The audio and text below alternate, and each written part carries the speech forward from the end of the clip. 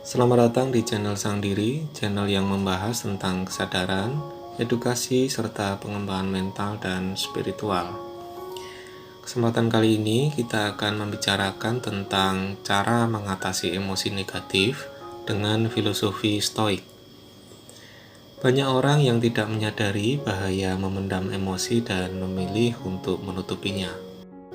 Padahal, emosi yang dipendam bisa berpengaruh negatif terhadap kondisi fisik maupun mental, serta tidak jarang memberikan dampak buruk pada hubungan dengan orang lain. Memendam emosi adalah suatu kondisi ketika pikiran Anda menghindari, tidak mengakui, atau tidak dapat mengekspresikan emosi dengan cara yang tepat, baik secara disadari maupun tidak disadari. Beberapa emosi yang seringkali dipendam antara lain adalah kemarahan, frustrasi, kesedihan, ketakutan, dan kekecewaan. Kebiasaan memendam emosi tidak akan membuat emosi itu hilang, justru malah akan membuat emosi tersebut tinggal di tubuh Anda. Meski tidak berbentuk, emosi seringkali memiliki pengaruh yang besar pada kehidupan. Jadi, tidak heran jika memendam emosi yang seharusnya disampaikan bisa berdampak negatif pada diri kita. Berikut adalah beberapa bahaya memendam emosi yang perlu diwaspadai. Yang pertama, dapat melemahkan sistem kekebalan tubuh. Memendam emosi memang tidak akan langsung menyebabkan suatu penyakit, namun kondisi ini dapat melemahkan sistem kekebalan tubuh, sehingga membuat Anda lebih mudah terserang berbagai jenis penyakit, mulai dari penyakit ringan seperti pilek hingga penyakit kronis seperti kanker. 2. Mengakibatkan kecemasan berlebih. Emosi yang dipendam terus-menerus juga bisa menyebabkan gangguan cemas.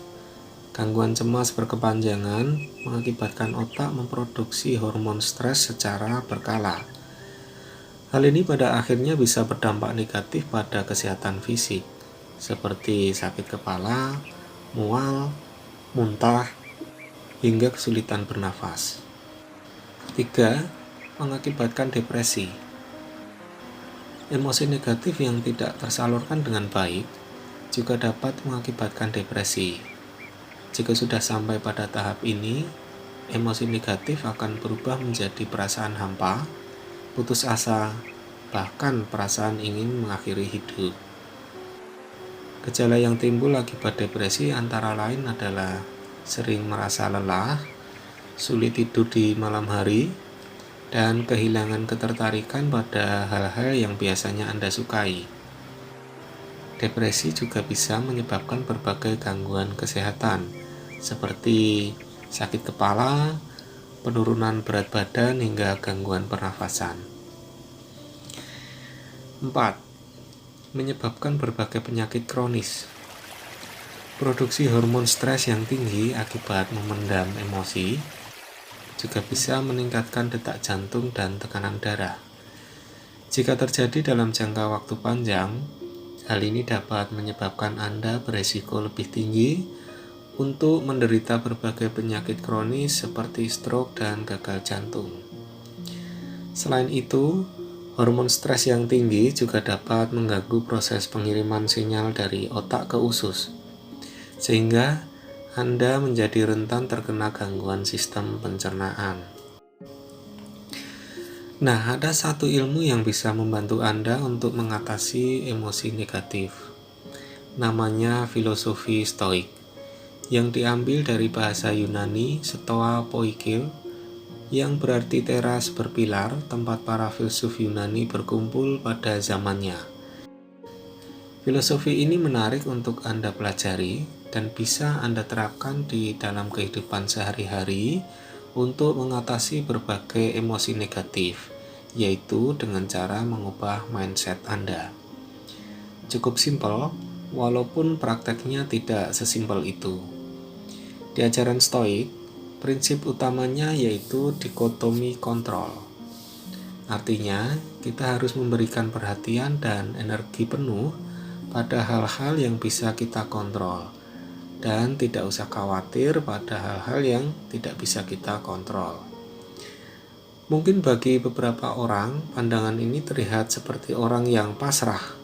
Padahal ini bukan pasrah, tapi ajaran Stoik dengan jelas memberikan pandangan pada kita untuk fokus pada hal-hal yang kita kontrol.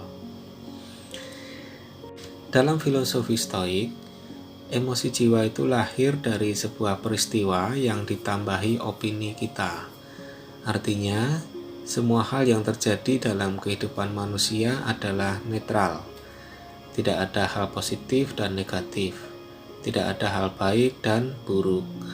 Yang menjadikannya menjadi positif dan negatif, baik dan buruk adalah opini kita sendiri terhadap hal tersebut. Para Stoik memandang kebahagiaan itu bukan untuk dikejar. Mereka berfokus untuk bagaimana caranya bisa mengurangi emosi-emosi negatif seperti marah, stres, sedih, dan kecewa. Dengan memperbaiki mindset atau nalar kita mampu mengendalikan perilaku kita dalam menghadapinya. Misalnya, ketakutan akan peristiwa yang tidak diharapkan. Sebenarnya ketakutan itu malah lebih besar daripada akibat yang ditimbulkan dari peristiwa itu sendiri. Ada beberapa cara untuk membentuk pola pikir Stoik yang bisa Anda terapkan agar bisa meraih kebahagiaan. Yang pertama, bahagia itu adalah tentang berfokus pada hal-hal yang berada di bawah kendali kita sendiri. Hidup ini terdiri dari dua hal, sesuatu yang di bawah kendali kita dan yang di luar kendali kita. Sayangnya, hal-hal yang di bawah kendali kita itu sangatlah sedikit, seperti pikiran, pertimbangan, perkataan, dan cara bersikap. Sisanya di luar kendali diri kita. Bahkan, kekayaan, kesehatan, dan reputasi kita pun berada di luar kendali diri kita. Nah, menurut filsafat Stoik, segala perasaan negatif kita seperti amarah, sedih, takut, kecewa, dan emosi negatif lainnya itu karena kita menggantungkan kebahagiaan dengan hal-hal di luar kendali kita. Sebaliknya, bahagia itu seharusnya disandarkan dengan sesuatu yang di bawah kendali kita. Artinya, kita itu sebenarnya merasa kecewa dan sedih bukan karena peristiwa yang menimpa, tetapi karena ekspektasi kita, opini kita, dan pikiran kita tentang peristiwa tersebut.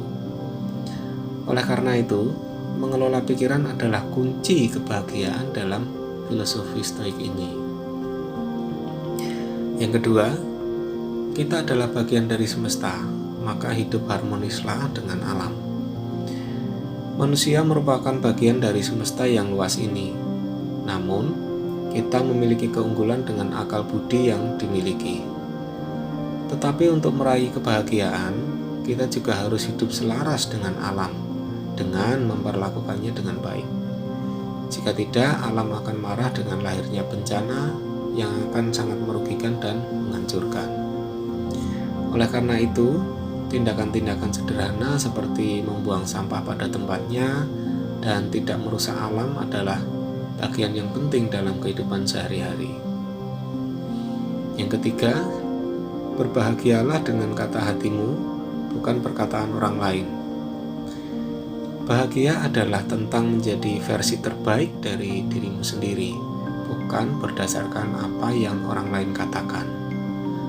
Menurut Marcus Aurelius yang merupakan salah satu filsuf Stoik, apa yang kita dengar dari orang lain itu hanyalah opini, bukanlah kebenaran. Dan apa yang kita lihat adalah perspektif, jadi bukan fakta yang sebenarnya. Artinya, orang lain sebenarnya tidak akan pernah tahu apa yang sebenarnya membuat kita bahagia. Berhentilah terlalu khawatir dengan perkataan orang lain, dan mulailah mendengarkan hati Anda sendiri, karena dia lebih tahu yang terbaik untuk Anda. keempat, tidak memperumit suatu masalah. Prinsip lainnya yang dipegang oleh aliran Stoik adalah mengutamakan untuk menyederhanakan suatu masalah. Mereka berpendapat, sepanjang suatu hal itu baik dan bermanfaat, maka lakukanlah. Mempersulit suatu masalah adalah sumber penderitaan. Prinsip ini perlu kita terapkan dalam kehidupan di zaman sekarang ini, di mana banyak orang yang sering berdebat tentang kebaikan, namun pada akhirnya kebaikan yang mereka perdebatkan justru hanya menjadi wacana saja. Jangan tunggu orang lain untuk melakukan kebaikan, tapi mulailah dari diri Anda sendiri. Yang kelima, menjadikan syukur sebagai kunci kebahagiaan. Cara pandang terakhir Stoik yang bisa Anda terapkan dalam kehidupan sehari-hari adalah rasa syukur dengan berbagai hal yang terjadi, entah itu hal baik ataupun buruk. Dalam filosofi Stoik, semua yang telah terjadi itu sudah ada yang mengaturnya. Maka, tugas kita adalah menerimanya dengan rasa ikhlas dan tetap bersyukur dengan apa yang telah dimiliki. Hal ini memang tidak mudah, tapi saat Anda bisa melakukannya, maka bahagia akan datang dalam kehidupan Anda. Kita sering berpikiran bahwa kita memiliki kendali penuh atas berbagai hal, misalnya seperti tubuh kita, atau saldo di rekening kita, atau bahkan reputasi kita. Tetapi orang-orang Stoik berpendapat bahwa ternyata hal-hal tersebut sangat jauh di luar kendali kita. Karena seseorang bisa saja menjelek-jelekan diri Anda dan merusak reputasi Anda. Atau setiap saat tubuh Anda bisa saja mengalami berbagai penyakit. Atau malah mungkin seseorang dapat mencuri identitas dan mengambil semua saldo di rekening Anda. Nah, untuk menghadapi semua hal itu dibutuhkan semacam latihan ketabahan. Premeditatio malorum adalah sebuah latihan ketabahan untuk membayangkan hal-hal yang tidak kita inginkan terjadi pada diri kita. Ini membantu kita mempersiapkan diri menghadapi sebuah cobaan hidup yang tidak terhindarkan. Kita tidak selalu mendapatkan apa yang menjadi hak kita, meskipun kita layak mendapatkannya. Secara psikologis, kita harus mempersiapkan diri kita sebelum ini terjadi. Ini adalah salah satu latihan paling kuat dalam Stoik untuk membangun ketahanan dan kekuatan. Anda dapat melihat bagaimana mempraktikkan latihan ketabahan ini membuat Anda lebih kuat dalam menghadapi kesulitan, bagaimana membalik sebuah rintangan dan mengubah masalah menjadi peluang.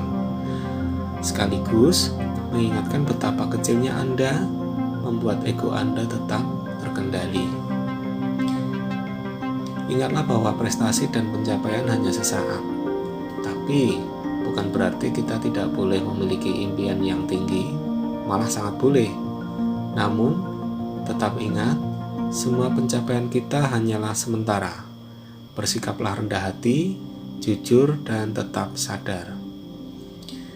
Ketenangan pikiran dan kebebasan adalah hal-hal yang datang dari dalam diri. Anda cukup lakukan secara teratur untuk menyelami pikiran Anda sendiri, khususnya jika Anda membutuhkan ketenangan pikiran atau kebebasan. Anda tidak perlu melakukan perjalanan jauh yang menguras biaya untuk menemukan diri Anda. Yang dibutuhkan adalah 5-10 menit setiap harinya untuk menutup dunia luar dan melihat ke dalam diri Anda sendiri. Ingat bahwa Anda harus memahami segala sesuatu dalam hidup secara longgar. Seperti pasir, jika Anda memegang pasir secara kuat, maka pasir akan jatuh keluar dari genggaman Anda. Stoicism mengajarkan bahwa kita tidak memiliki kendali apapun atas apa yang ada di luar diri kita.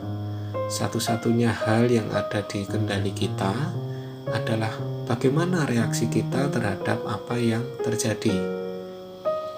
Tujuan utamanya adalah untuk mencapai kondisi ketenangan mental yang lengkap. Nah, kunci untuk mencapainya adalah dengan kebajikan. Tujuan akhir dari kebajikan stoik adalah untuk hidup selaras dengan alam. Perjalanan hidup menuju kebahagiaan dimulai dari memusatkan perhatian pada hal-hal yang bisa kita kontrol dan membiarkan alam semesta menentukan hasilnya. Melalui cara ini, Anda akan melihat dunia dengan perspektif yang berbeda. Ini adalah serangkaian pengingat atau tips dan bantuan untuk menjalani kehidupan Anda yang lebih baik. Itulah pandangan hidup filsafat stoik yang bisa Anda terapkan dalam kehidupan sehari-hari agar lebih bahagia. Terima kasih, sampai bertemu di kesempatan berikutnya. Semoga bermanfaat dan salam sadar.